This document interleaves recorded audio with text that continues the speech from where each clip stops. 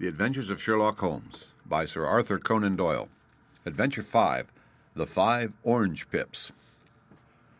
When I glance over my notes and records of the Sherlock Holmes cases between the years 1882 and 1890, I am faced by so many which present strange and interesting features that it is no easy matter to know which to choose and which to leave.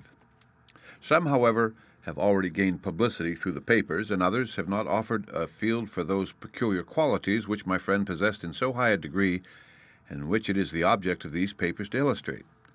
Some, too, have baffled his analytical skill, and would be, as narratives, beginnings without an ending, while others have been but partially cleared up, and have their explanations founded rather upon conjecture and surmise than on that absolute logical proof which was so dear to him.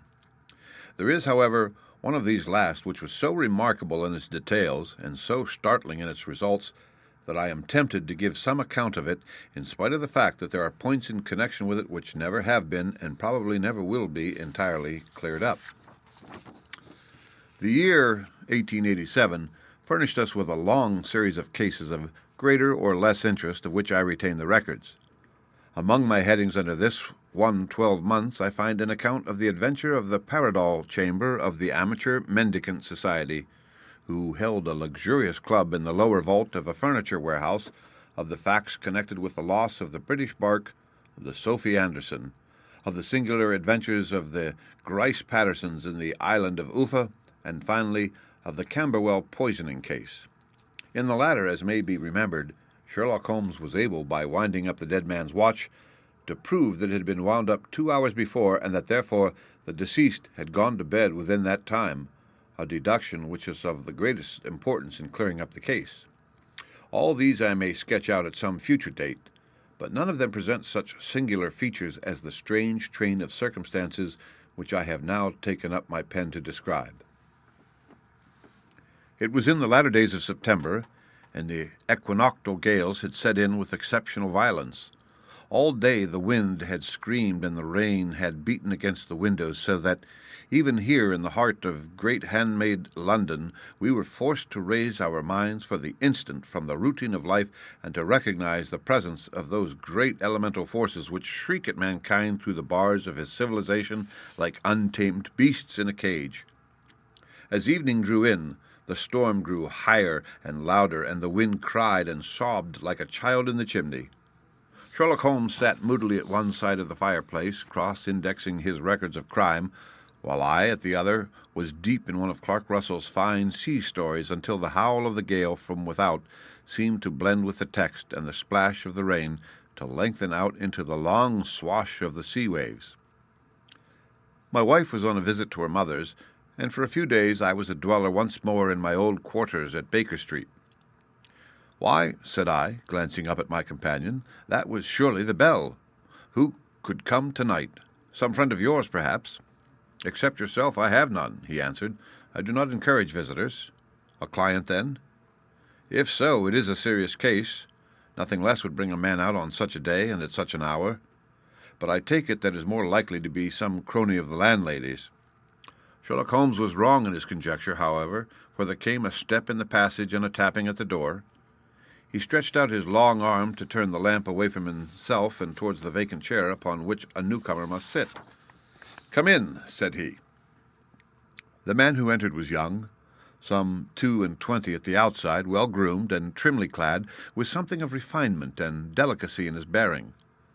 The streaming umbrella which he held in his hand and his long, shining waterproof told of the fierce weather with which he had come. He looked about him anxiously in the glare of the lamp, and I could see that his face was pale and his eyes heavy, like those of a man who is weighed down with some great anxiety. "I owe you an apology," he said, raising his golden pince-nez to his eyes. "I trust that I am not intruding. I fear that I have brought some traces of the storm and rain into your snug chamber." "Give me your coat and umbrella," said Holmes.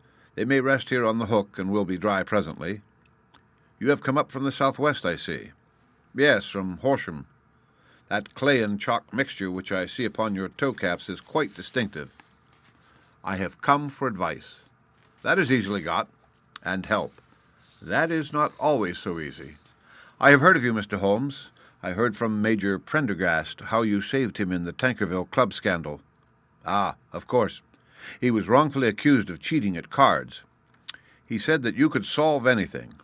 He said too much. That you are never beaten. I have been beaten 4 times, 3 times by men, and once by a woman. But what is that compared with the number of your successes? It is true that I have been generally successful. Then you may be so with me. I beg that you will draw your chair up to the fire and favor me with some details as to your case. It is no ordinary one. None of those which come to me are. I am the last court of appeal. And yet I question, sir, whether in all your experience you have ever listened to a more mysterious and inexplicable chain of events than those which have happened in my own family. You fill me with interest, said Holmes. Pray, give us the essential facts from the commencement, and I can afterwards question you as to those details which seem to me to be most important. The young man pulled his chair up and pushed his wet feet out towards the blaze. My name, said he, is John Openshaw. But my own affairs have, as far as I can understand, little to do with this awful business. It is a hereditary matter, so in order to give you an idea of the facts, I must go back to the commencement of the affair. You must know that my grandfather had 2 sons, my uncle Elias and my father Joseph. My father had a small factory at Coventry, which he enlarged at the time of the invention of bicycling. He was a patentee of the Openshaw unbreakable tire, and his business met with such success that he was able to sell it and to retire upon a handsome competence. My uncle Elias emigrated to America, where he was a young man and became a planter in Florida, where he was reported to have done very well. At the time of the war he fought in Jackson's army, and afterwards under Hood, where he rose to be a colonel. When Lee laid down his arms, my uncle returned to his plantation, where he remained for 3 or 4 years. About 1869 or 1870, he came back to Europe and took a small estate in Sussex near Horsham. He had made a very considerable fortune in the States, and his reason for leaving them was his aversion to the Negroes and his dislike of the Republican policy in extending the franchise to them. He was a singular man, fierce and quick-tempered, very foul-mouthed when he was angry, and of a most retiring disposition. During all the years that he lived at Horsham, I doubt if he ever set foot in the town. He had a garden and 2 or 3 fields round his house, and there he would take his exercise, though very often for weeks on end he would never leave his room. He drank a great deal of brandy and smoked very heavily, but he would see no society and did not want any friends, not even his own brother. He didn't mind me. In fact, he took a fancy to me, for at the time when he saw me first I was a youngster of 12 or so. This would be in the year 1878, after he had been 8 or 9 years in England. He begged my father to let me live with him, and he was very kind to me in his way. When he was sober, he used to be fond of playing backgammon and draughts with me, and he would make me his representative both with the servants and with the tradespeople, so that by the time that I was 16, I was quite master of the house. I kept all the keys and could go where I liked and do what I liked, so long as I did not disturb him in his privacy. There was one singular exception, however, for he had a single room, a lumber room up among the attics, which was invariably locked, and which he would never permit either me or anyone else to enter. With a boy's curiosity I have peeped through the keyhole, but I was never able to see more than a collection of old trunks and bundles as would be expected in such a room. One day, it was in March 1883, a letter with a foreign stamp lay upon the table in front of the colonel's plate. It was not a common thing for him to receive letters, for his bills were all paid in ready money, and he had no friends of any sort. "From India," said he as he took it up. "Pondicherry postmark. What can this be?" Opening it hurriedly, out there jumped 5 little dried orange pips, which pattered down upon his plate. I began to laugh at this, but the laugh was struck from my lips at the sight of his face. His lip had fallen, his eyes were protruding, his skin the color of putty, and he glared at the envelope, which he still held in his trembling hand. "KKK!" he shrieked, and then, my God, my sins have overtaken me." "What is it, uncle?" I cried. "Death," said he, and rising from the table he retired to his room, leaving me palpitating with horror. I took up the envelope and saw scrawled in red ink upon the inner flap, just above the gum, the letter K 3 times repeated. There was nothing else save the 5 dried pips. What could be the reason of his overpowering terror?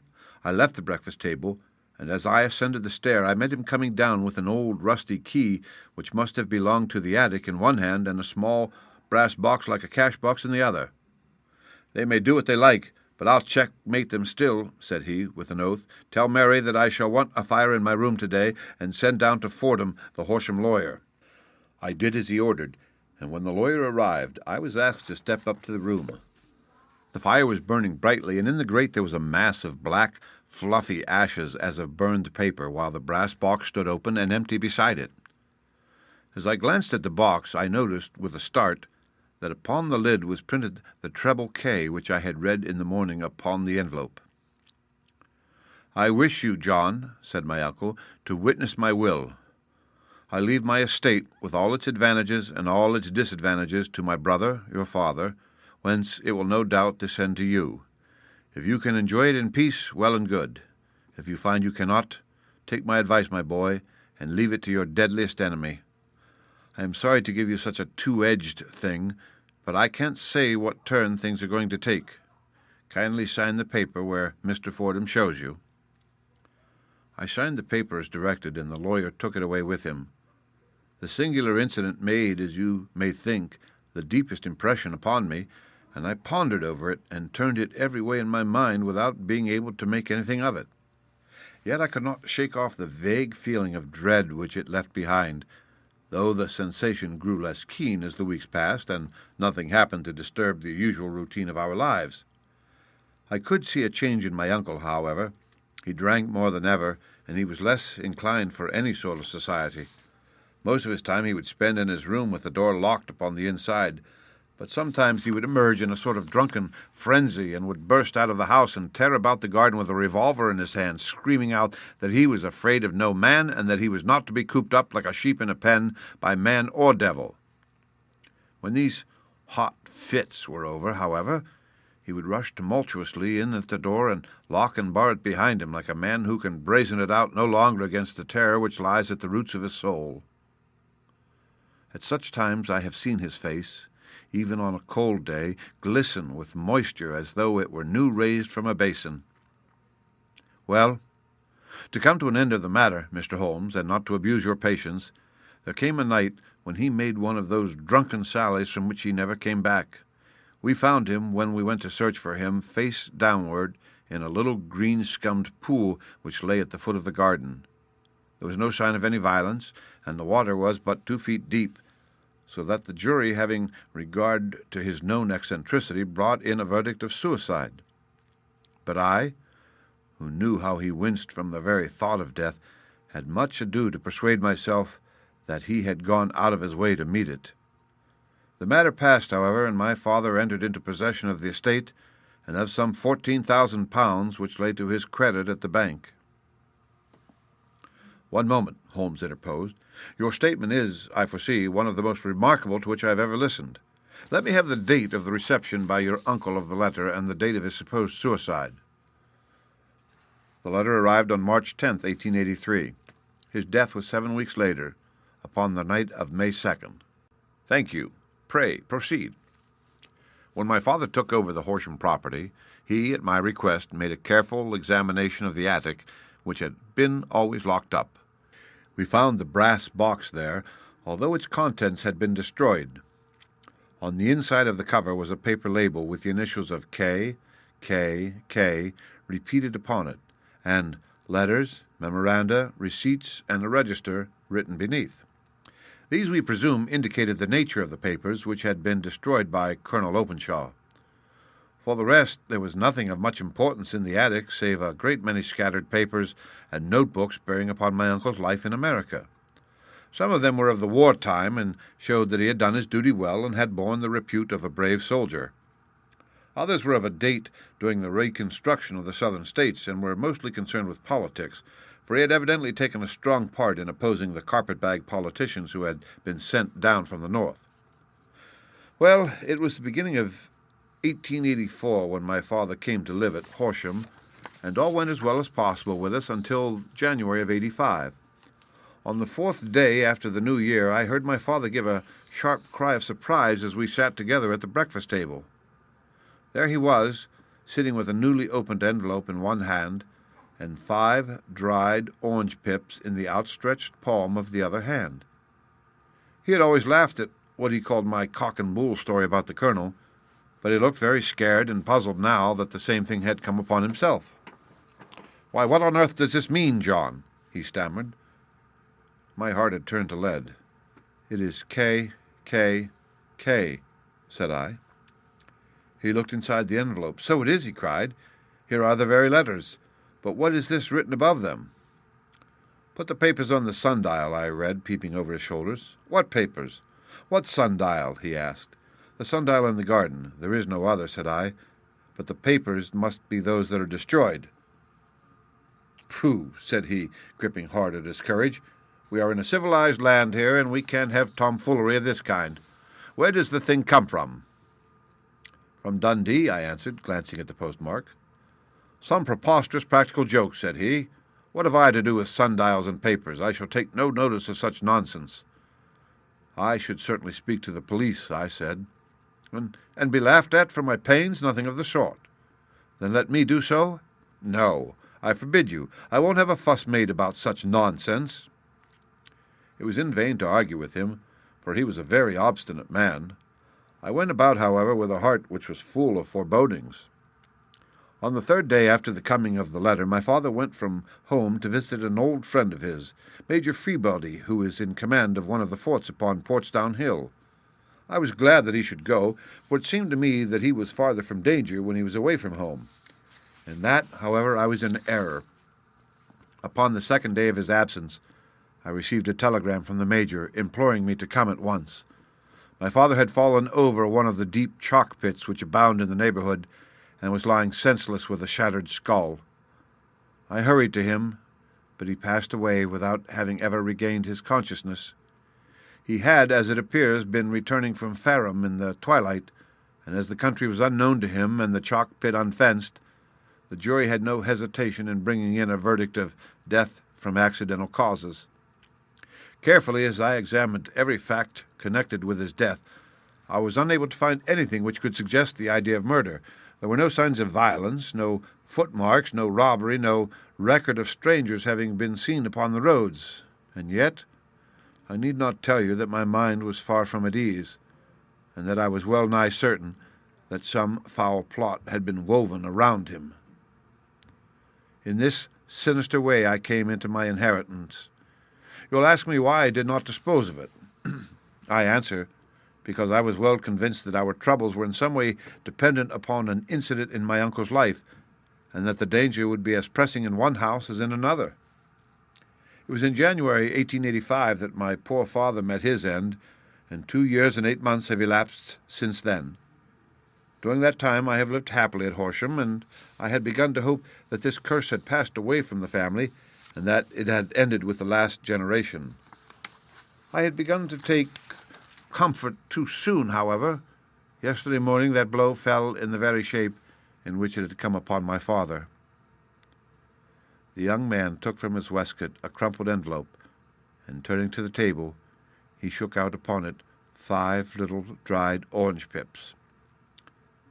"This is the envelope," he continued. "The postmark is London, Eastern Division. Within are the very words which were upon my father's last message.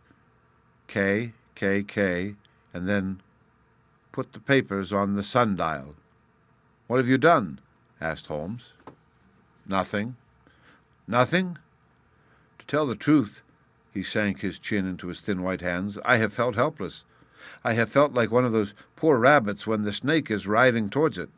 I seem to be in the grasp of some resistless, inexorable evil which no foresight and no precautions can guard against."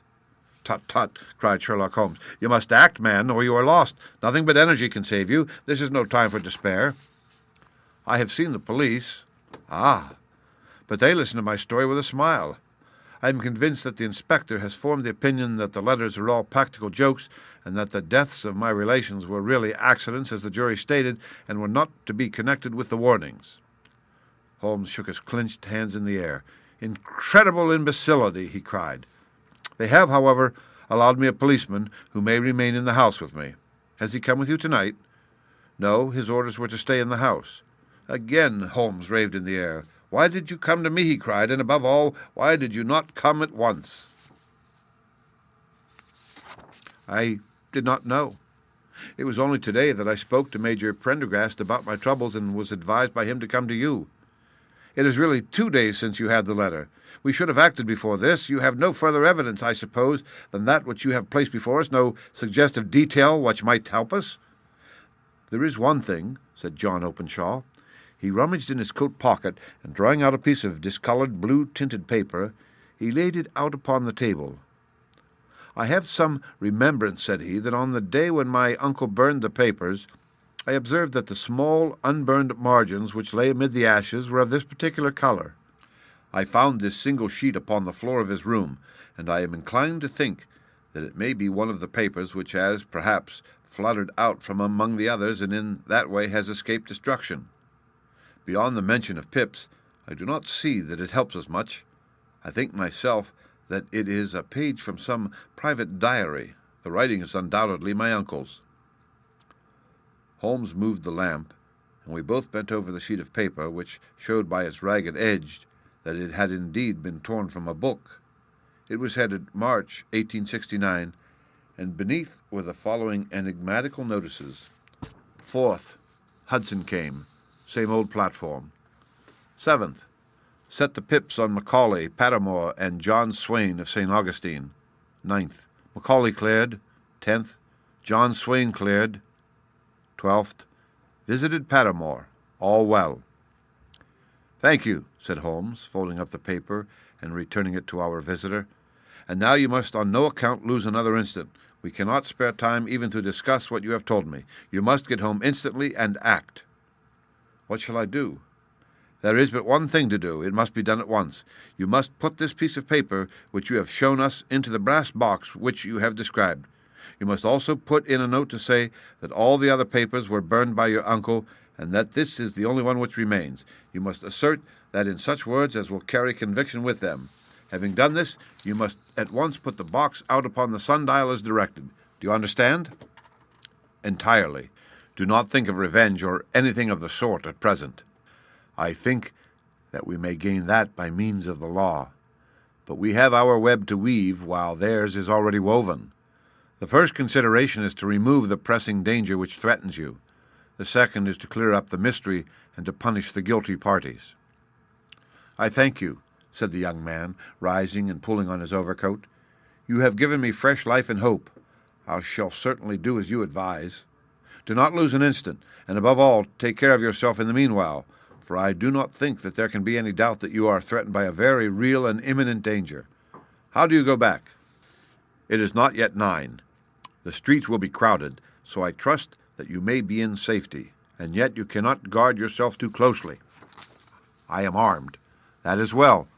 Tomorrow I shall set to work upon your case." "I shall see you at Horsham, then." "No, your secret lies in London. It is there that I shall seek it." "Then I shall call upon you in a day or in 2 days with news as to the box and the papers. I shall take your advice in every particular." He shook hands with us and took his leave. Outside the wind still screamed and the rain splashed and pattered against the windows.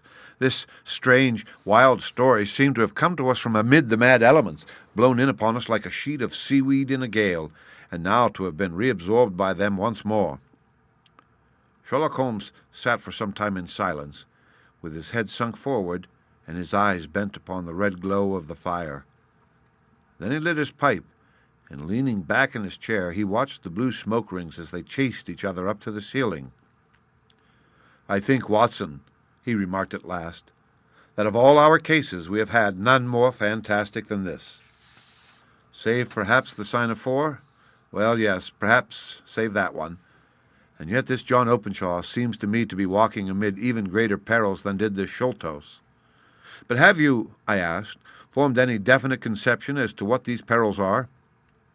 "There can be no question as to their nature," he answered. "Then what are they? Who is this K, and why does he pursue this unhappy family?" Sherlock Holmes closed his eyes and placed his elbows upon the arms of his chair with his fingertips together. The ideal reasoner, he remarked, would, when he had once been shown a single fact in all its bearings, deduce from it not only all the chain of events which led up to it, but also all the results which would follow from it. As Cuvier could correctly describe a whole animal by the contemplation of a single bone, so the observer who has thoroughly understood one link in a series of incidents should be able to accurately state all the other ones, both before and after.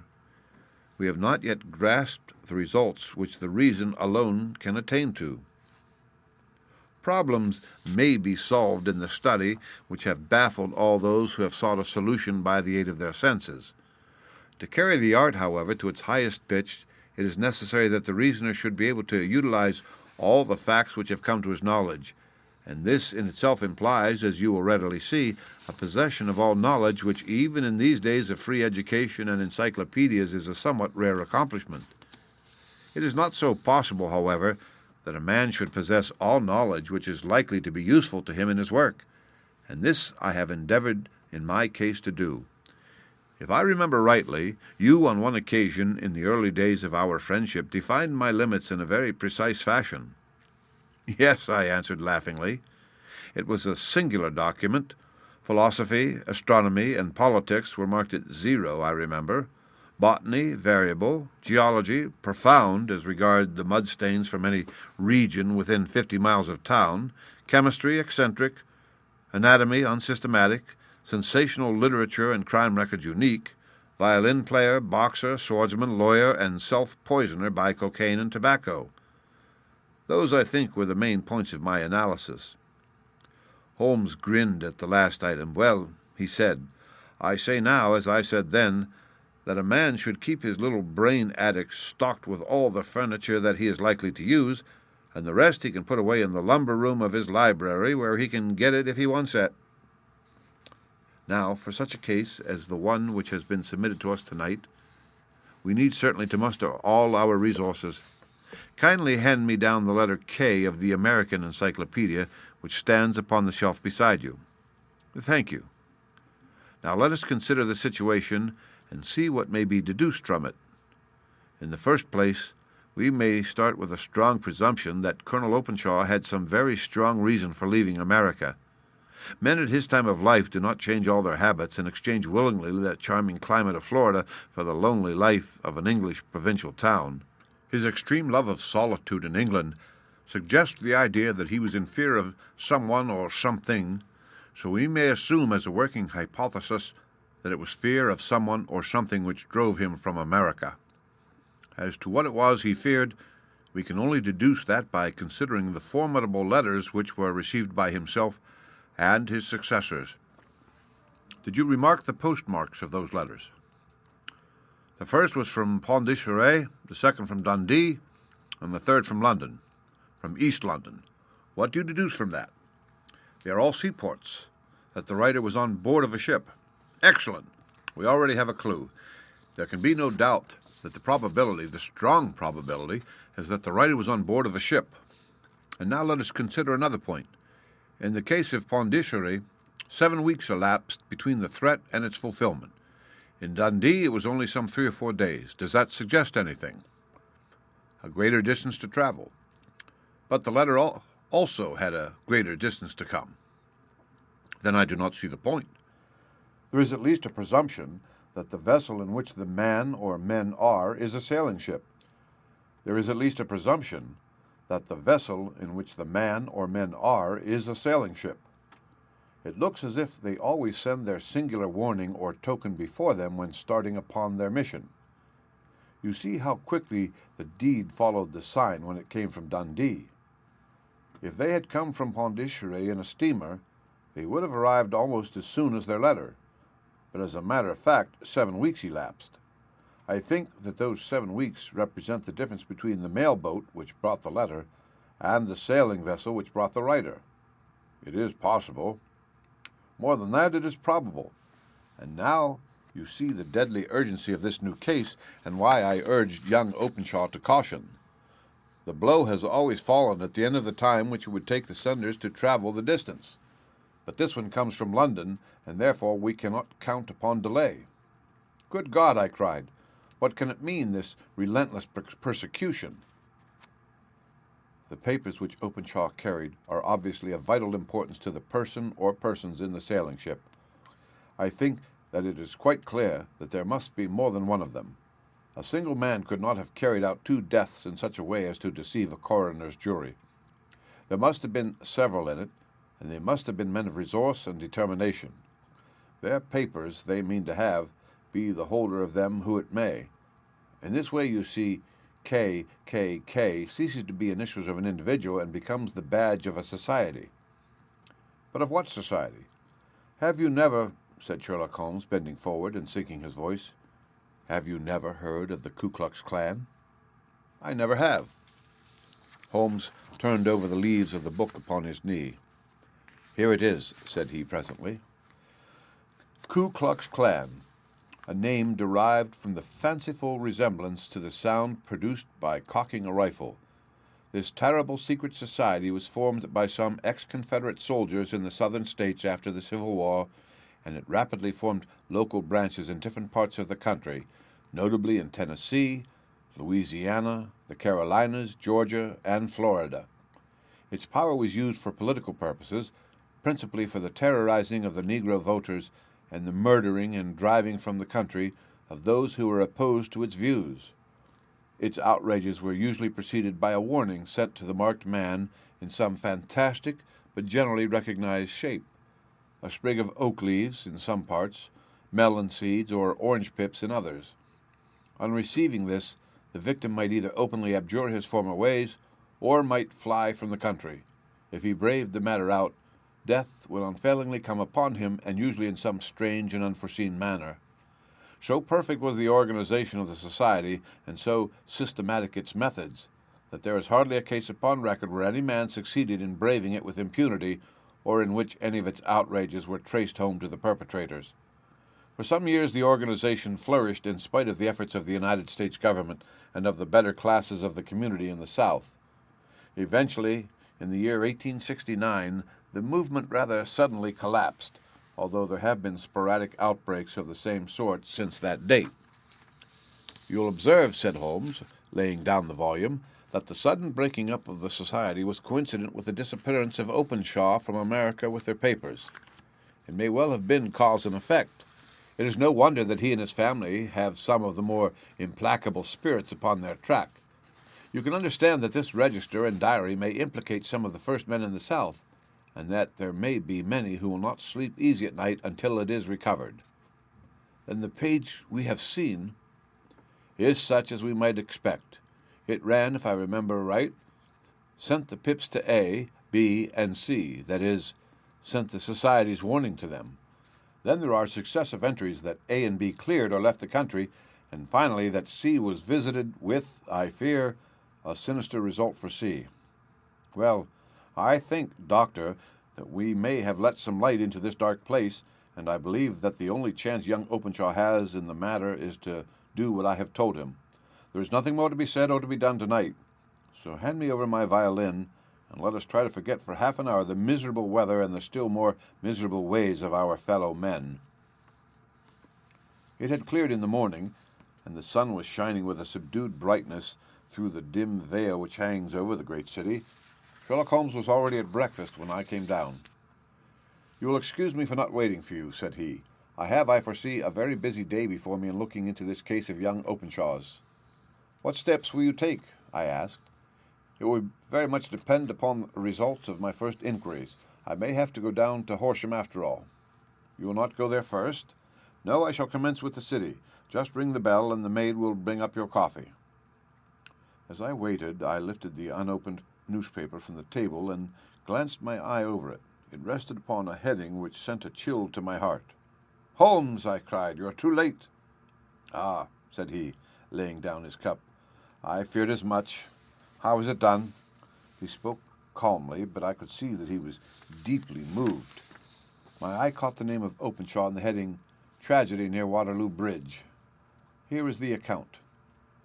"Between 9 and 10 last night, Police Constable Cook of the H Division, on duty near Waterloo Bridge, heard a cry for help and a splash in the water.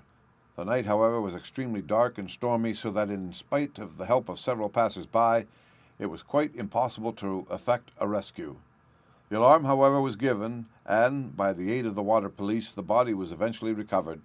It proved to be that of a young gentleman whose name, as it appears from an envelope which was found in his pocket, was John Openshaw, and whose residence is near Horsham. It is conjectured that he may have been hurrying down to catch the last train from Waterloo station, and that in his haste and the extreme darkness he missed his path and walked over the edge of one of the small landing places for river steamboats. The body exhibited no traces of violence, and there can be no doubt that the deceased had been the victim of an unfortunate accident which should have the effect of calling the attention of the authorities to the condition of the riverside landing stages. We sat in silence for some minutes, Holmes more depressed and shaken than I had ever seen him. "That hurts my pride, Watson," he said at last. "It is a petty feeling, no doubt, but it hurts my pride. It becomes a personal matter with me now, and if God sends me health, I shall set my hand upon this gang. That he should come to me for help, and that I should send him away to his death."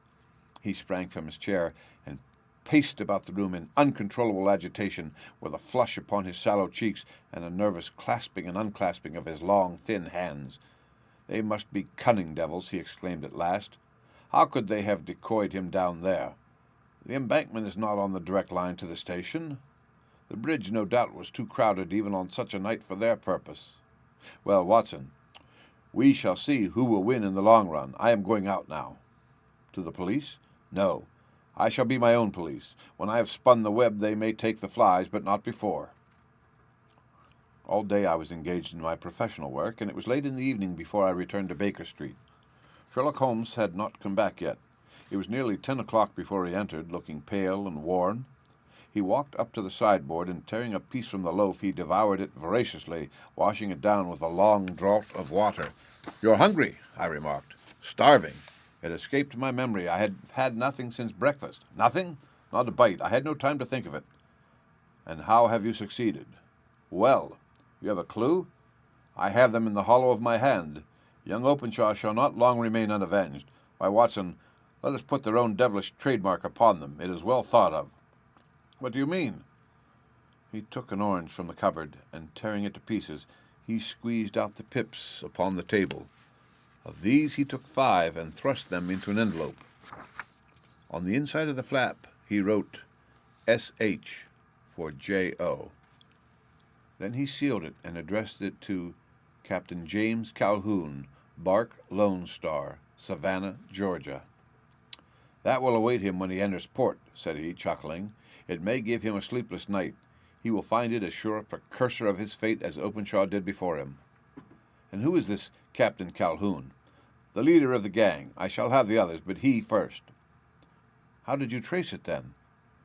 He took a large sheet of paper from his pocket, all covered with dates and names. "I have spent the whole day," said he, "over Lloyd's registers and files of the old papers, following the future career of every vessel which touched at Pondicherry in January and February in '83. There were 36 ships of fair tonnage which were reported there during those months. Of these, one, the Lone Star, instantly attracted my attention, since, although it was reported as having cleared from London, the name is that which is given to one of the states of the Union. Texas, I think. I was not, and am not sure which, but I knew that the ship must have an American origin. What then? I searched the Dundee records, and when I found that the bark Lone Star was there in January '85, my suspicion became a certainty. I then inquired as to the vessels which lay at present in the port of London." "Yes?" "The Lone Star had arrived here last week. I went down to the Albert dock and found that she had been taken down the river by the early tide this morning, homeward bound to Savannah. I wired to Gravesend and learned that she had passed some time ago, and as the wind is easterly, I have no doubt that she is now past the Goodwins, and not very far from the Isle of Wight." "What will you do, then?" "Oh, I have my hand upon him. He and the 2 mates are, as I learned, the only native-born Americans in the ship. The others are Finns and Germans. I know also that they were all 3 away from the ship last night. I had it from the stevedore who has been loading their cargo. By the time that their sailing ship reaches Savannah, the mailboat will have carried this letter, and the cable will have informed the police of Savannah that these 3 gentlemen are badly wanted here upon a charge of murder. There is ever a flaw, however, in the best laid of human plans, and the murderers of John Openshaw were never to receive the orange pips, which would show them that another as cunning and as resolute as themselves was upon their track. Very long and very severe were the equinoctial gales that year. We waited long for news of the Lone Star of Savannah, but none ever reached us. We did at last hear that somewhere far out in the Atlantic a shattered stern post of a boat was seen swinging in the trough of a wave with the letters L.S. carved upon it. And that is all which we shall ever know of the fate of the Lone Star. The end. Read by Rick Kistner for Lit2Go on the web at fcit.usf.edu.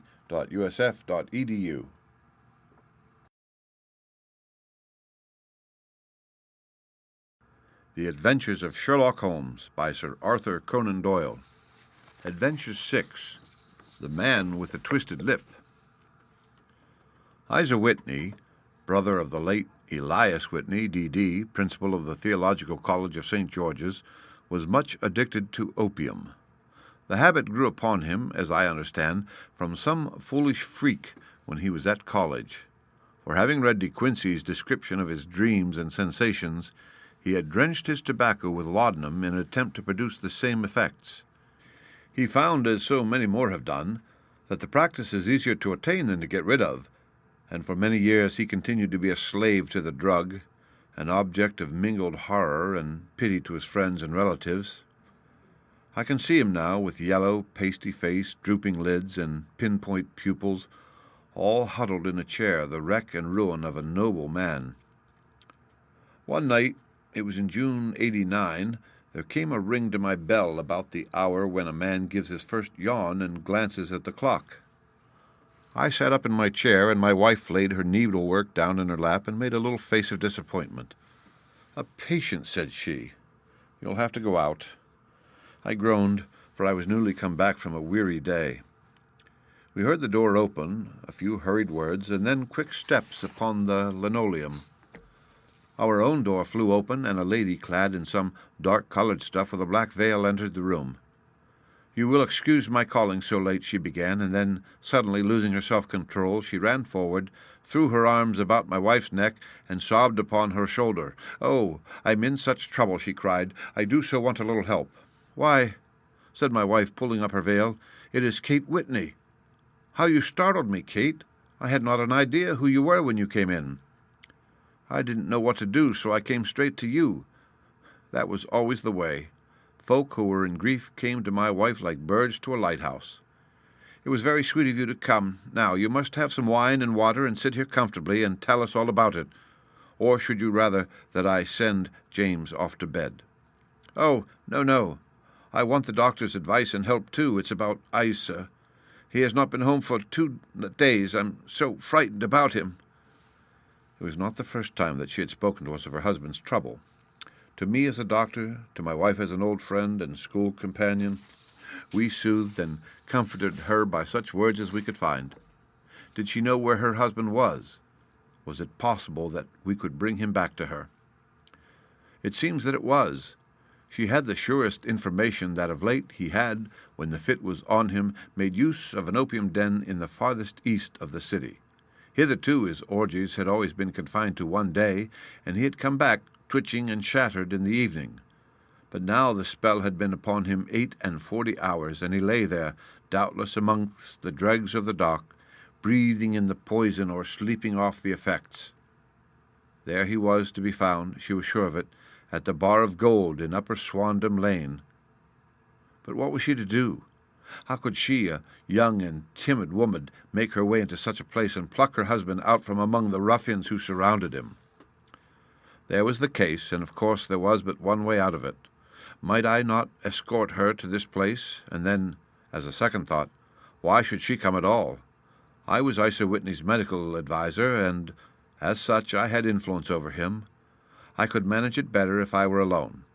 I promised her on my word that I would send him home in a cab within 2 hours if he were indeed at the address which he had given me.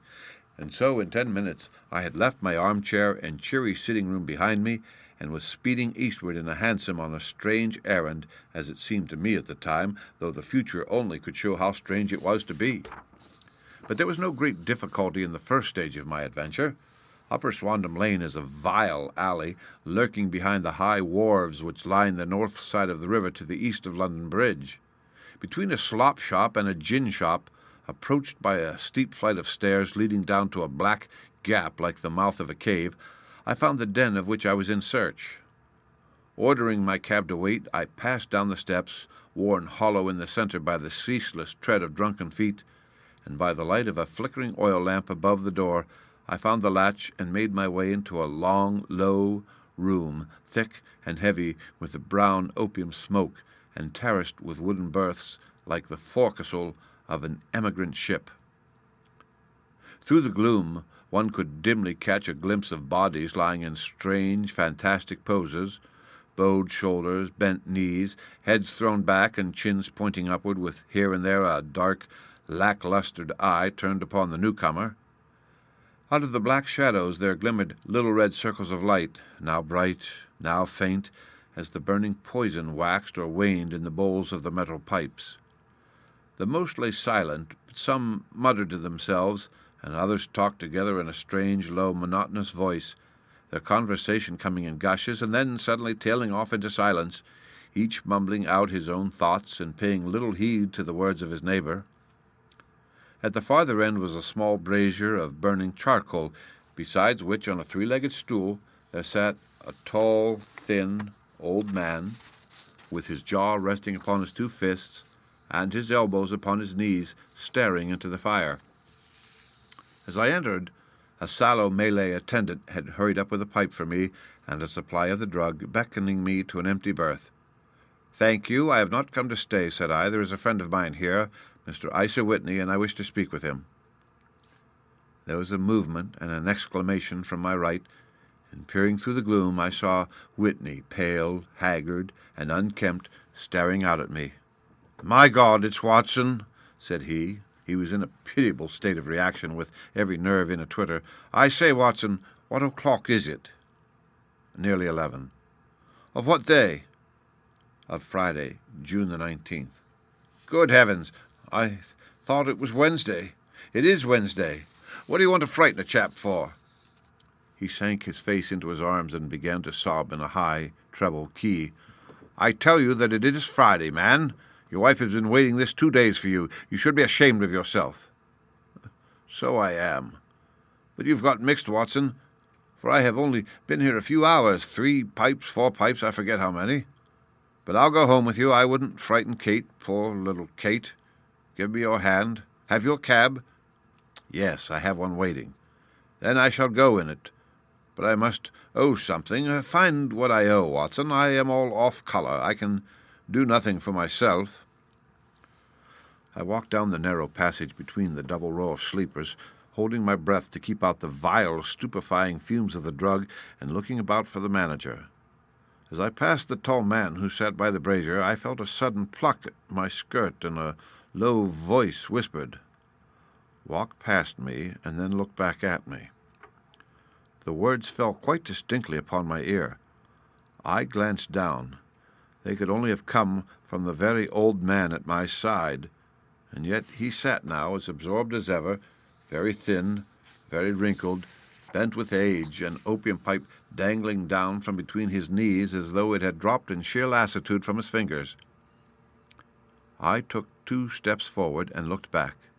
It took all my self-control to prevent me from breaking out into a cry of astonishment. He had turned his back so that none could see him but I.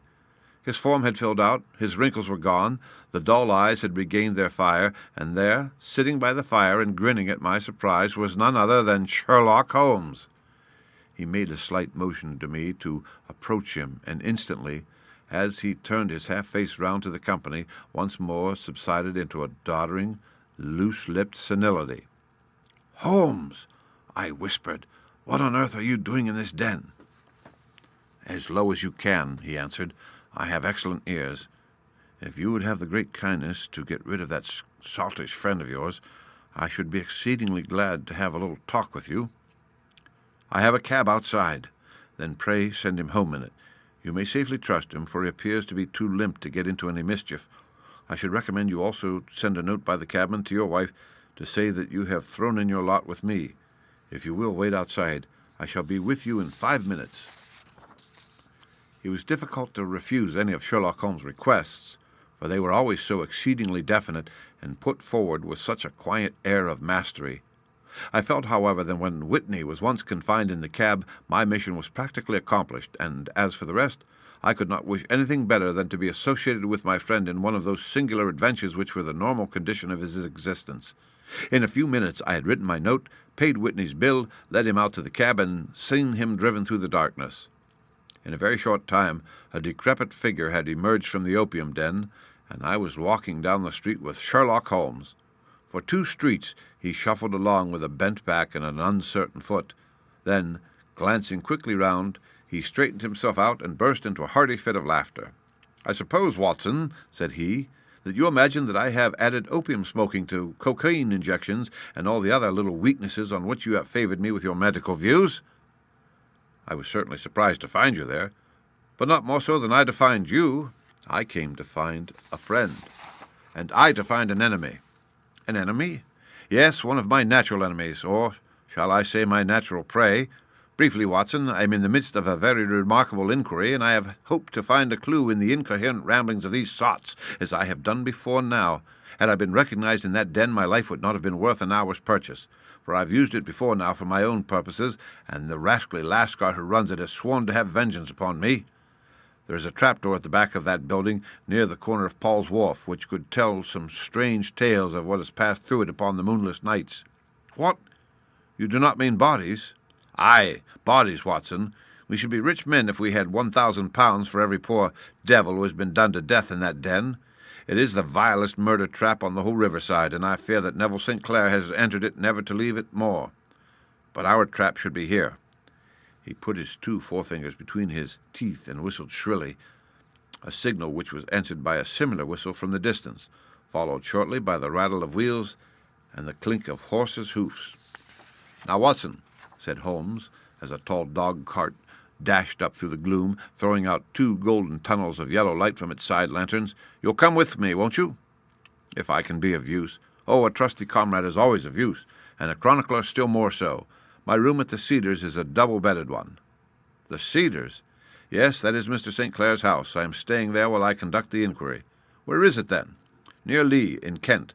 We have a 7-mile drive before us." "But I'm all in the dark." "Of course you are. You'll know all about it presently. Jump up here." "All right, John, we shall not need you. Here's half a crown. Look out for me tomorrow about 11. Give her head. So long, then."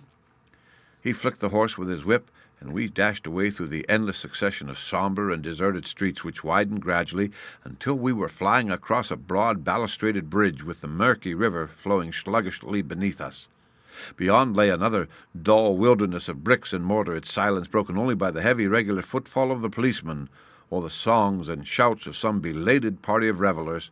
A dull wrack was drifting slowly across the sky, and a star or 2 twinkled dimly here and there through the rifts of the clouds. Holmes drove in silence, with his head sunk upon his breast, and the air of a man who is lost in thought, while I sat beside him, curious to learn what this new quest might be which seemed to tax his powers so sorely, and yet afraid to break in upon the current of his thoughts. We had driven several miles, and were beginning to get to the fringe of the belt of suburban villas, when he shook himself, shrugged his shoulders, and lit up his pipe with the air of a man who has satisfied himself that he is acting for the best. "You have a grand gift of silence, Watson," said he. "It makes you quite invaluable as a companion. Upon my word, it is a great thing for me to have someone to talk to, for my own thoughts are not over-pleasant. I was wondering what I should say to this dear little woman tonight when she meets me at the door." "You forget that I know nothing about it." "I shall just have time to tell you the facts of the case before we get to Lee. It seems absurdly simple, and yet somehow I can get nothing to go upon. There's plenty of thread, no doubt, but I can't get the end of it into my hand. Now, I'll state the case clearly and concisely to you, Watson, and maybe you can see a spark where all is dark to me." "Proceed, then." Some years ago, to be definite in May 1884, there came to Lee a gentleman, Neville St. Clair by name, who appeared to have plenty of money. He took a large villa, laid out the grounds very nicely, and lived generally in good style. By degrees he made friends in the neighborhood, and in 1887 he married the daughter of a local brewer, by whom he now has 2 children. He had no occupation, but was interested in several companies, and went into town as a rule in the morning, returning by the 5:14 from Cannon Street every night. Mr. St. Clair is now 37 years of age, is a man of temperate habits, a good husband, a very affectionate father, and a man who is popular with all who know him. I may add that his whole debts at the present moment, as far as we've been able to ascertain, amount to £88 10 while he has £220 standing to his credit in the capital and county's bank. There is no reason, therefore, to think that money troubles have been weighing upon his mind.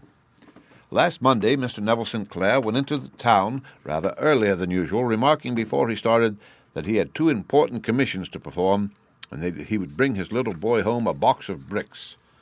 Now, by the merest chance, his wife received a telegram upon this same Monday, very shortly after his departure, to the effect that a small parcel of considerable value, which she had been expecting, was waiting for her at the offices of the Aberdeen Shipping Company.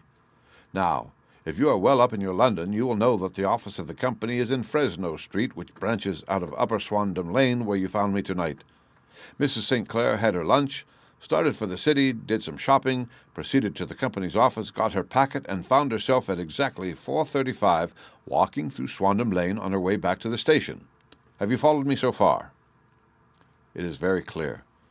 If you remember, Monday was an exceedingly hot day, and Mrs. St. Clair walked slowly, glancing about in the hope of seeing a cab, and as she did not like the neighborhood in which she found herself, while she was walking in this way down Swandam Lane, she suddenly heard an ejaculation, a cry, and was struck cold to see her husband looking down at her, and as it seemed to her, beckoning to her from a second-floor window. The window was open, and she distinctly saw his face, which she described as being terribly agitated. He waved his hands frantically to her, and then vanished from the window so suddenly that it seemed to her that he had been plucked back by some irresistible force from behind. One singular point which struck her quick feminine eye was that although he wore some dark coat, such as he had started to town in, he had on neither collar nor necktie. Convinced that something was amiss with him, she rushed down the steps, for the house was none other than the opium den in which you found me tonight, and running through the front door, she attempted to ascend the stairs which led to the first floor. At the foot of the stairs, however, she met this Lascar scoundrel of whom I have spoken, who thrust her back, and, aided by a Dane who acts as assistant there, pushed her out into the street. Filled with the most maddening doubts and fears, she rushed down the lane, and by rare good fortune met in Fresno Street a number of constables with an inspector, all on their way to their beat. The inspector and 2 men accompanied her back, and in spite of the continued resistance of the proprietor, they made their way to the room in which Mr. St. Clair had last been seen. There was no sign of him there. In fact, in the whole of that floor there was no one to be found save a crippled wretch of hideous aspect, who it seems made his home there. Both he and the Lascar stoutly swore that no one else had been in the front room during the afternoon. So determined was their denial that the inspector was staggered, and had almost come to believe that Mrs. St. Clair had been deluded, when, with a cry, she sprang at a small deal box which lay upon the table and tore the lid from it. Out there fell a cascade of children's bricks. It was the toy which he had promised to bring home. This discovery, and the evident confusion which the cripple showed, made the inspector realize that the matter was serious. The rooms were carefully examined, and results all pointed to an abominable crime. The front room was plainly furnished as a sitting room, and led into a small bedroom which looked out upon the back of one of the wharves. Between the wharf and the bedroom window is a narrow strip which is dry at low tide, but is covered at high tide with at least 4½ feet of water. The bedroom window was a broad one and opened from below. On examination, traces of blood were to be seen upon the window-sill, and several scattered drops were visible upon the wooden floor of the bedroom. Thrust away behind a curtain in the front room were all the clothes of Mr. Neville St. Clair, with the exception of his coat. His boots, his socks, his hat, and his watch, all were there. There were no signs of violence upon any of these garments, and there were no other traces of Mr. Neville St. Clair. Out of the window he must have apparently gone, for no other exit could be discovered, and the ominous bloodstains upon the sill gave little promise that he could save himself by swimming, for the tide was at its very highest at the moment of the tragedy. And now, as to the villains who seemed to be immediately implicated in the matter, the Lascar was known to be a man of the vilest antecedents, but as by Mrs. St. Clair's story he was known to have been at the foot of the stair within a very few seconds of her husband's appearance at the window, he could hardly have been more than an accessory to the crime. His defense was one of absolute ignorance, and he protested that he had no knowledge as to the doings of Hugh Boone, his lodger, and that he could not account in any way for the presence of the missing gentleman's clothes. So much for the Lascar manager. Now for the sinister cripple who lives upon the second floor of the opium den, and who was certainly the last human being whose eyes rested upon Neville St. Clair. His name is Hugh Boone, and his hideous face is one which is familiar to every man who goes much to the city. He is a professional beggar, though, in order to avoid the police regulations, he pretends to be a small trader in wax vestas. Some little distance down Threadneedle Street, upon the left side, there is, as you may have remarked, a small angle in the wall.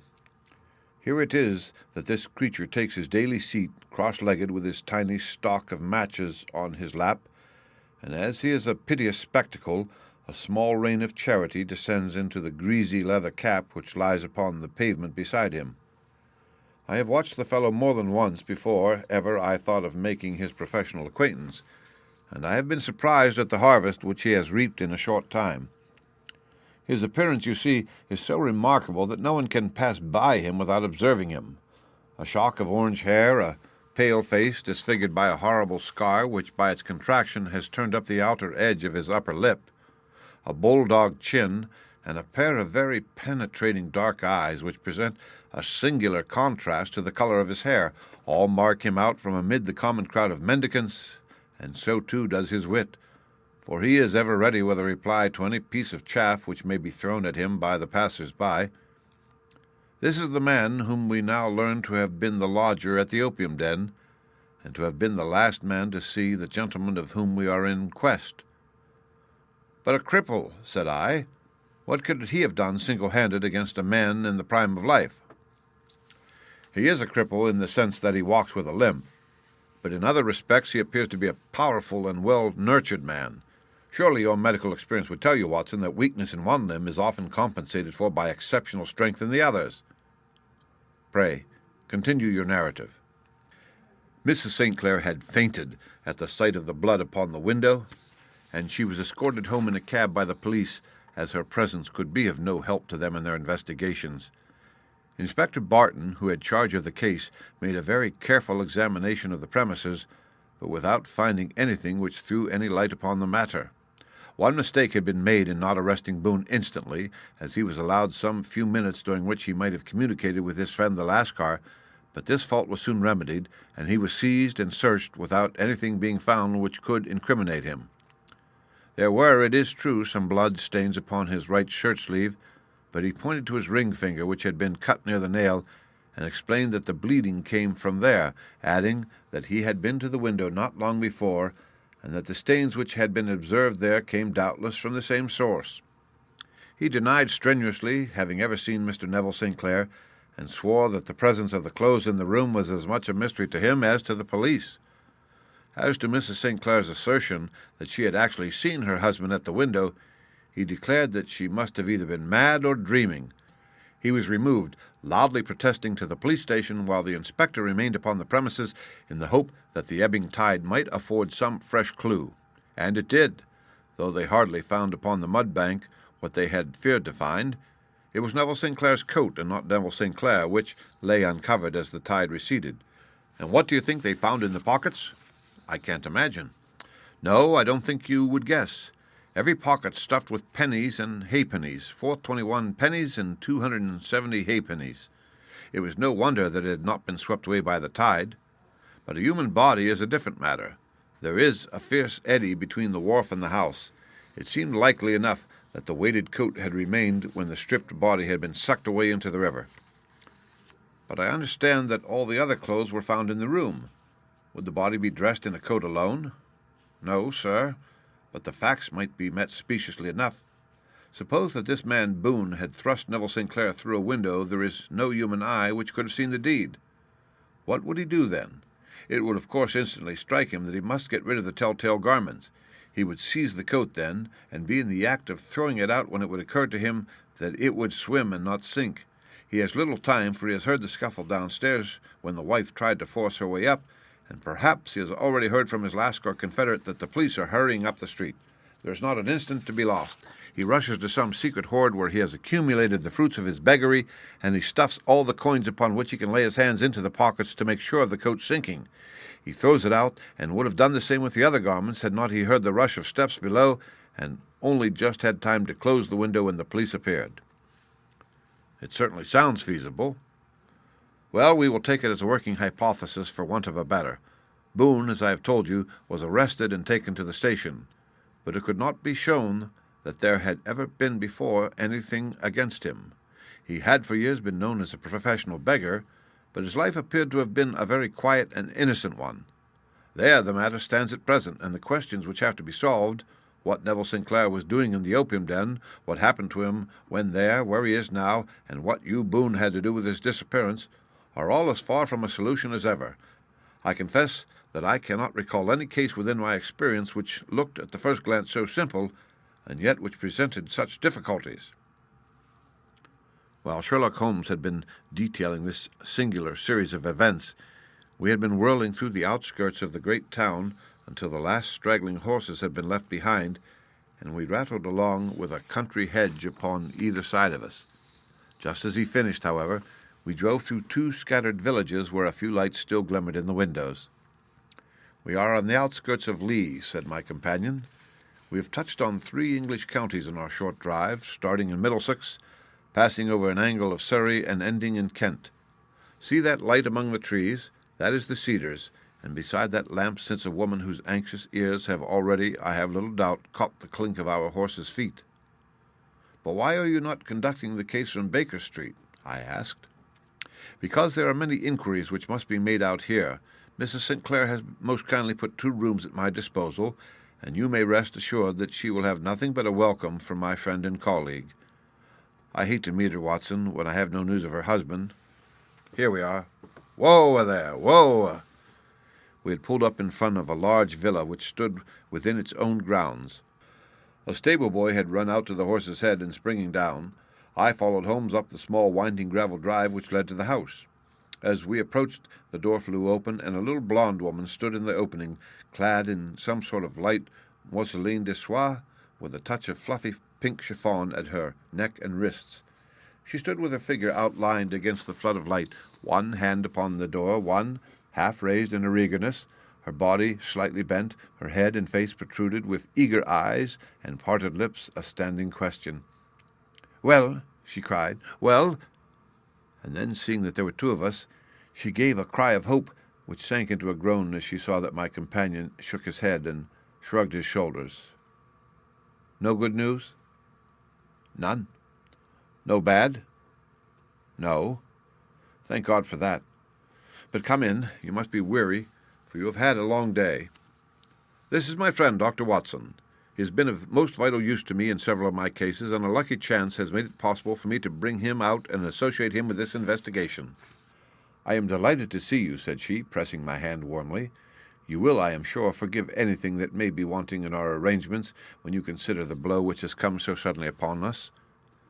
"My dear madam," said I am an old campaigner, and if I were not, I can very well see that no apology is needed. If I can be of any assistance, either to you or to my friend here, I shall be indeed happy." "Now, Mr. Sherlock Holmes," said the lady, as we entered a well-lit dining-room, upon the table of which a cold supper had been laid out, "I should very much like to ask you 1 or 2 plain questions, to which I beg that you will give me a plain answer." "Certainly, madam." "Do not trouble about my feelings. I am not hysterical, nor given to fainting. I simply wish to hear your real opinion." "Upon what point?" "In your heart of hearts, do you think that Neville is alive?" Sherlock Holmes seemed to be embarrassed by the question. "Frankly now," she repeated, standing upon the rug and looking keenly down at him as he leaned back in a basket chair. "Frankly, then, madam, I do not." "You think that he is dead?" "I do." "Murdered?" "I don't say that. Perhaps. And on what day did he meet his death?" "On Monday." "Then perhaps, Mr. Holmes, you will be good enough to explain how it is that I have received a letter from him today." Sherlock Holmes sprang out of his chair as if he had been galvanized. "What?" he roared. "Yes. Today," she stood, smiling, holding up a little slip of paper in the air. "May I see it?" "Certainly." He snatched it from her in his eagerness, and smoothing it out upon the table, he drew over the lamp and examined it intently. I had left my chair and was gazing at it over his shoulder. The envelope was a very coarse one, and was stamped with the Gravesend postmark and with the date of that very day, or rather of the day before, for it was considerably after midnight. "Coarse writing," murmured Holmes. "Surely this is not your husband's writing, madam?" "No, but the enclosure is." "I perceive also that whoever addressed the envelope had to go and inquire as to the address." "How can you tell that?" "The name, you see, is in perfectly black ink, which has dried itself. The rest is of the grayish color, which shows that blotting paper has been used. If it had been written straight off and then blotted, none would be of a deep black shade. This man has written the name, and there has been there a pause before he wrote the address, which can only mean that he was not familiar with it. It is, of course, a trifle, but there is nothing so important as trifles. Let us now see the letter. Ha! There has been an enclosure here. Yes, there was a ring, his signet ring. And you are sure that this is your husband's hand? One of his hands. One? His hand when he wrote hurriedly. It is very unlike his usual writing, and yet I know it well. Dearest, do not be frightened. All will come well. There is a huge error which it may take some little time to rectify. Wait in patience. Neville. Written in pencil upon the fly-leaf of a book, octavo size, no watermark. Posted today in Gravesend by a man with a dirty thumb. Ah! And the flap has been gummed, if I am not very much in error, by a person who had been chewing tobacco. And you have no doubt that it is your husband's hand, madam? None. Neville wrote those words. And they were posted today at Gravesend. Well, Mrs. St. Clair, the clouds lighten, though I should not venture to say that the danger is over. But he must be alive, Mr. Holmes.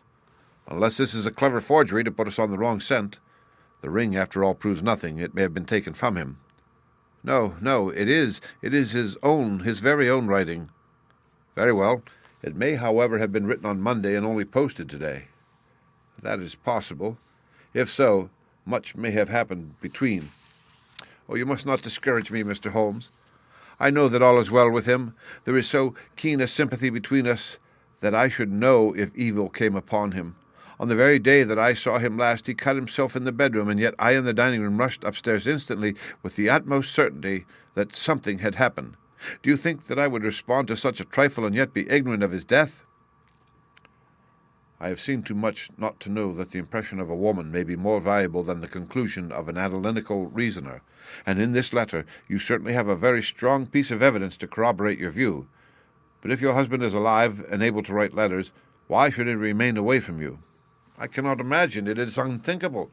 And on Monday he made no remarks before leaving you. No. And you were surprised to see him in Swandam Lane. Very much so. Was the window open? Yes. Then he might have called to you. He might. He only, as I understand, gave an inarticulate cry. Yes, a call for help, you thought? Yes, he waved his hands. But it might have been a cry of surprise. Astonishment at the unexpected sight of you might cause him to throw up his hands. It is possible. And you thought he was pulled back? He disappeared so suddenly. He might have leaped back. You do not see anyone else in the room. No, but this horrible man confessed to having been there, and the last car was at the foot of the stairs. Quite so. Your husband, as far as you could see, had his ordinary clothes on. But without his collar or tie, I distinctly saw his bare throat. Had he ever spoken of Swandam Lane? Never. Had he ever shown any signs of having taken opium? Never. Thank you, Mrs. St. Clair. Those are the principal points about which I wish to be absolutely clear. We shall now have a little supper and then retire, for we may have a very busy day tomorrow. A large and comfortable double-bedded room had been placed at our disposal, and I was quickly between the sheets, for I was weary after my night of adventure. Sherlock Holmes was a man, however, who, when he had an unsolved problem upon his mind, would go for days and even for a week without rest, turning it over, rearranging his facts, looking at it from every point of view until he had either fathomed it or convinced himself that his data were insufficient. It was soon evident to me that he was now preparing for an all-night sitting. He took off his coat and waistcoat and put on a large blue dressing-gown, and then wandered about the room collecting pillows from his bed and cushions from the sofa and armchairs. With these he constructed a sort of Eastern divan, upon which he perched himself cross-legged, with an ounce of shag tobacco and a box of matches laid out in front of him. In the dim light of the lamp I saw him sitting there, an old briar pipe between his lips, his eyes fixed vacantly upon the corner of the ceiling, the blue smoke curling up from him, silent, motionless, with the light shining upon his strong-set, aquiline features. So he sat as I dropped off to sleep, and so he sat when a sudden ejaculation caused me to wake up, and I found the summer sun shining into the apartment. The pipe was still between his lips, the smoke still curled upward, and the room was full of a dense tobacco haze, but nothing remained of the heap of shag which I had seen upon the previous night. "Awake, Watson?" he asked. "Yes." "Game for a morning drive?" "Certainly." "Then dress. No one is stirring yet, but I know where the stable boy sleeps, and we shall soon have the trap out." He chuckled to himself as he spoke. His eyes twinkled, and he seemed a different man to the somber thinker of the previous night. As I dressed, I glanced at my watch. It was no wonder that no one was stirring. It was 25 minutes past 4. I had hardly finished when Holmes returned with the news that the boy was putting in the horse. "I wanted to test a little theory of mine," said he, pulling on his boots. "I think, Watson, that you are now standing in the presence of one of the most absolute fools in Europe. I deserve to be kicked from here to Charing Cross, but I think I have the key of the affair now." "And where is it?" I asked, smiling. "In the bathroom," he answered. "Oh, yes, I'm not joking," he continued, seeing my look of incredulity. "I have just been there, and I have taken it out, and I have got it in this Gladstone bag. Come on, my boy, and we shall see whether it will not fit the lock." We made our way downstairs as quietly as possible, and out into the bright morning sunshine. In the road stood our horse and trap, with the half-clad stable boy waiting at the head. We both sprang in, and away we dashed down the London road. A few country carts were stirring, bearing in vegetables to the metropolis, but the lines of villas on either side were as silent and lifeless as some city in a dream. "It has been in some points a singular case," said Holmes, flicking the horse on into a gallop. "I confess that I have been as blind as a mole, but it is better to learn wisdom late than never to learn it at all." In town the earliest risers were just beginning to look sleepily from their windows as we drove through the streets of the Surrey side. Passing down the Waterloo Bridge Road, we crossed over the river, and dashing up Wellington Street, wheeled sharply to the right and found ourselves in Bow Street. Sherlock Holmes was well known to the force, and the two constables at the door saluted him. One of them held the horse's head, while the other led us in. "Who is on duty?" asked Holmes. "Inspector Bradstreet, sir." "Ah, Bradstreet, how are you?" A tall, stout official had come down the stone-flagged passage in a peaked cap and frogged jacket. "I wish to have a quiet word with you, Bradstreet." "Certainly, Mr. Holmes. Step into my room here." It was a small, office-like room with a huge ledger upon the table and a telephone projecting from the wall. The inspector sat down at his desk. "What can I do for you, Mr. Holmes?"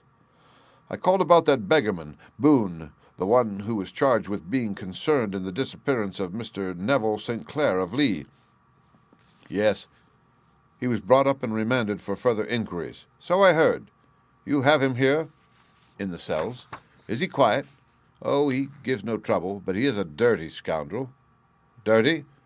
"Yes, it is all we can do to make him wash his hands, and his face is as black as a tinker's. Well, when once his case has been settled, he will have a regular prison bath, and I think if you saw him, you would agree with me that he needed it." "I should like to see him very much." "Would you? That is easily done. Come this way. You can leave your bag." "No, I think that I'll take it." "Very good. Come this way, if you please." He led us down a passage, opened a barred door, passed down a winding stair, and brought us to a whitewashed corridor with a line of doors on each side. "The third on the right is his," said the inspector. "Here it is." He quietly shot back a panel in the upper part of the door and glanced through. "He is asleep," said he. "You can see him very well."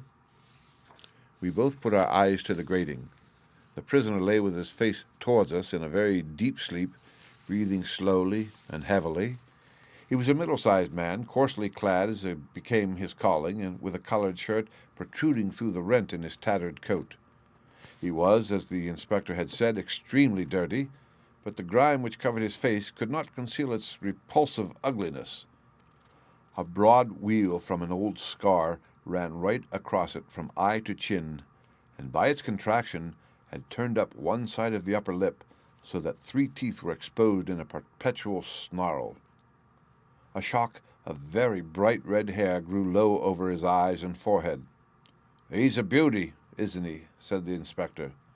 "He certainly needs a wash," remarked Holmes. "I had an idea that he might, and I took the liberty of bringing the tools with me." He opened the Gladstone bag as he spoke, and took out, to my astonishment, a very large bath sponge. "You are a funny one," chuckled the inspector. "Now, if you'll have the great goodness to open that door very quietly, we will soon make him cut a much more respectable figure." "Well, I don't know why not," said the inspector. "He doesn't look a credit to the Bow Street cells, does he?" He slipped the key into the lock, and we all very quietly entered the cell. The sleeper half turned and then settled down once more into a deep slumber. Holmes stooped to the water jug, moistened his sponge, and then rubbed it twice vigorously across and down the prisoner's face. "Let me introduce you," he shouted, "to Mr. Neville St. Clair of Lee in the county of Kent." Never in my life have I seen such a sight. The man's face peeled off under the sponge like the bark from a tree. Gone was the coarse brown tint. Gone, too, was the horrid scar which had seamed it across, and the twisted lip which had given the repulsive sneer to the face. A twitch brought away the tangled red hair, and there, sitting up in his bed, was a pale, sad-faced, refined-looking man, black-haired and smooth-skinned, rubbing his eyes and staring about him with sleepy bewilderment. Then suddenly, realizing the exposure, he broke into a scream and threw himself down with his face to the pillow. "Great heavens!" cried the inspector. "It is indeed the missing man. I know him from the photograph." The prisoner turned with a reckless air of a man who abandoned himself to his destiny. "Be it so," said he, "and pray what am I charged with?" "With making away with Mr. Neville St. Oh, come, you can't be charged with that, unless they make a case of attempted suicide of it," said the inspector with a grin. "Well, I have been 27 years in the force, but this really takes the cake. If I am Mr. Neville St. Clair, then it is obvious that no crime has been committed, and that therefore I am illegally detained." "No crime, but a very great error has been committed," said Holmes. "You would have done better to have trusted your wife." "It was not the wife, it was the children," groaned the prisoner. "God help me, I would not have them ashamed of their father. My God, what an exposure! What can I do?" Sherlock Holmes sat down beside him on the couch and patted him kindly on the shoulder. "If you leave it to a court of law to clear the matter up," said he, "of course you can hardly avoid publicity. On the other hand, if you convince the police authorities that there is no possible case against you, I do not know that there is any reason that the details should find their way into the papers. Inspector Bradstreet would, I am sure, make notes upon anything which you might tell us and submit it to the proper authorities. The case would then never go into court at all." "God bless you!" cried the prisoner passionately. "I would have endured imprisonment, aye, even execution, rather than have left my miserable secret as a family blot to my children. You are the first who have ever heard my story.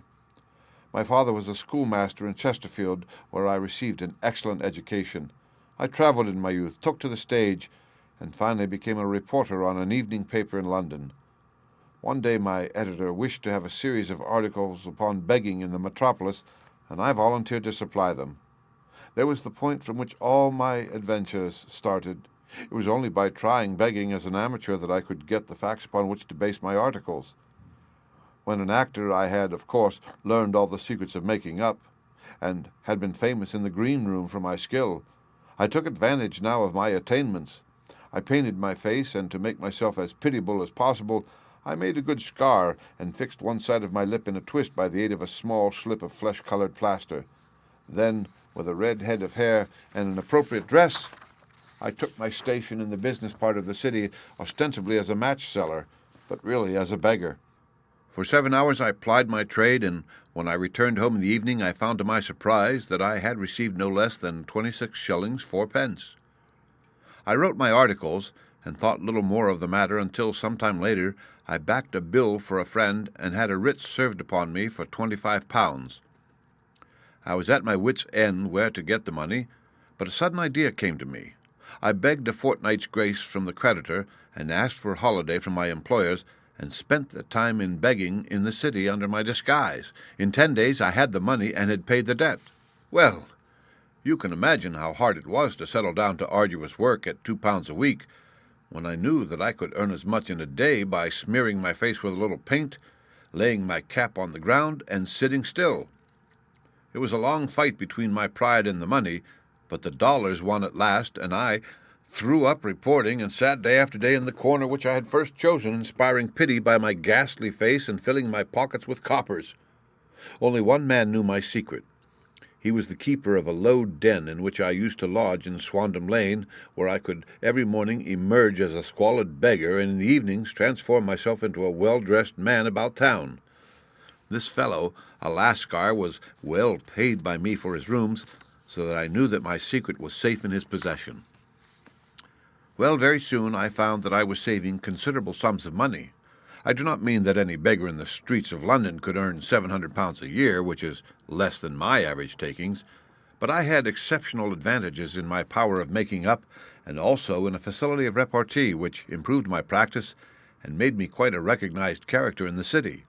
All day a stream of pennies, varied by silver, poured in upon me, and it was a very bad day in which I failed to make £2.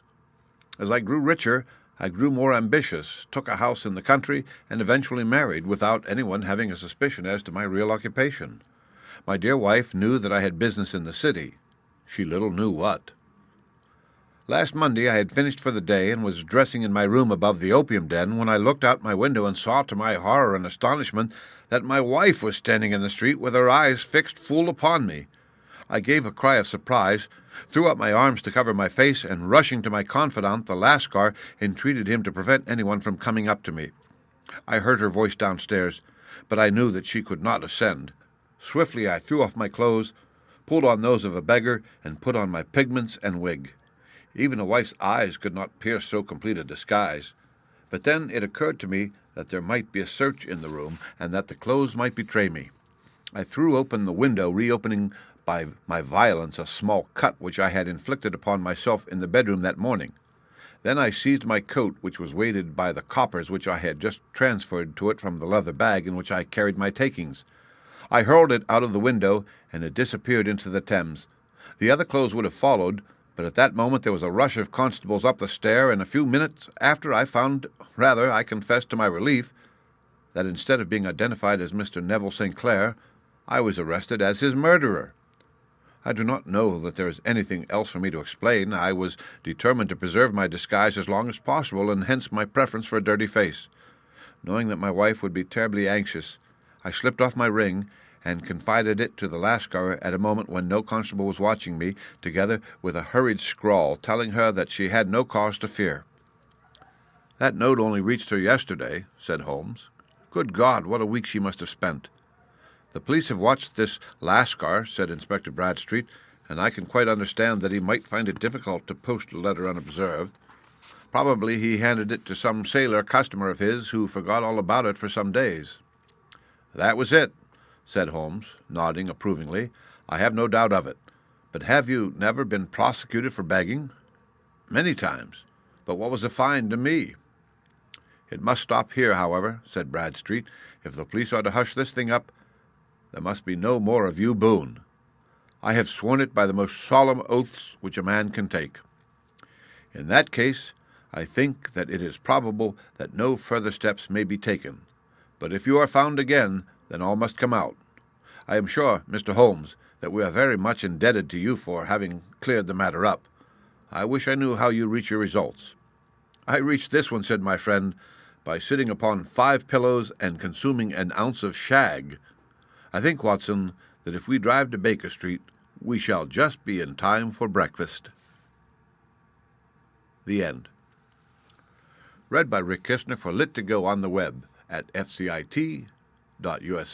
www.openshaw.edu.